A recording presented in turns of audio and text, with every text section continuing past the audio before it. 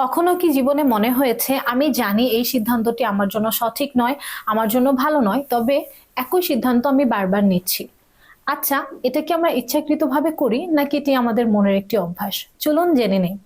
অনেক সময় আমরা একই মানুষকে বারবার বিশ্বাস করি, একই ভুল জায়গায় বারবার বিশ্বাস করি, একই ভুল পথে হাঁটি। এটা কি আমরা ইচ্ছা করেই করি? এর পেছনে বেশ কিছু কারণ রয়েছে।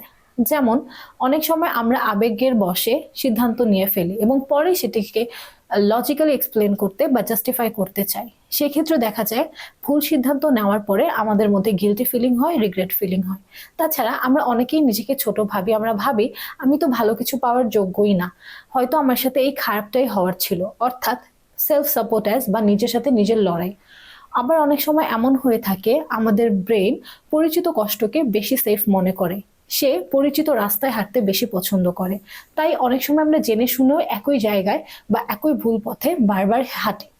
তাই আমরা সিদ্ধান্ত নেওয়ার সময় আমাদের বেশ কিছু কথা মাথায় রাখতে হবে। যদি আমরা আবেগবশত হয়ে থাকি, আমাদের নিজেদেরকে প্রথমত শান্ত করতে হবে এবং তারপর আমাদের সিদ্ধান্ত নিতে হবে।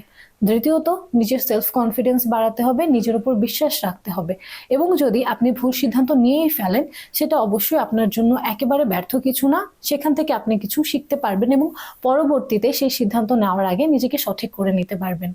এবং সবশেষে, যখন আপনি সিদ্ধান্ত নিচ্ছেন, আপনার ভাবতে হবে আমি কি আসলেই এটা চাই, নাকি কোনো পরিচিত অভ্যাস আমাকে এই দিকে টানছে।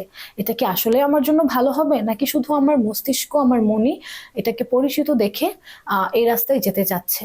আপনি যদি এই জিনিসগুলো মাথায় রাখেন, আপনার সিদ্ধান্ত নেওয়া খুব সহজ হবে এবং আপনি নিজেকে অনেক মানসিক চাপ থেকে মুক্ত রাখতে পারবেন।